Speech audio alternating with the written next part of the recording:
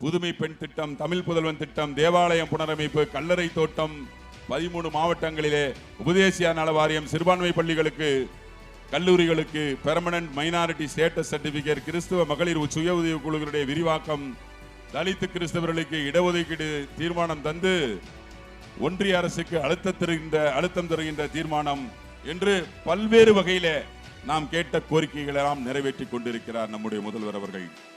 உலக தலைவராக, கத்தோலிக்க திருச்சபையினுடைய தலைவராக விளங்கிய போப் பிரான்சிஸ் அவர்கள் இறந்த செய்தியை கேள்விப்பட்டவுடன் சட்டமன்றம் நடந்து கொண்டிருக்கிற வேளையிலே மாண்புமிகு அமைச்சர் அண்ணன் எஸ்.எம். நாசர் அவர்களையும் என்னையும் மறைந்த போப் பிரான்சிஸ் அவர்களுக்கு தமிழ்நாடு அரசின் சார்பாக இறுதி அஞ்சலி செலுத்தி வைத்தவர் நம்முடைய முதல்வர் அண்ணன் தளபதி அவர்கள்.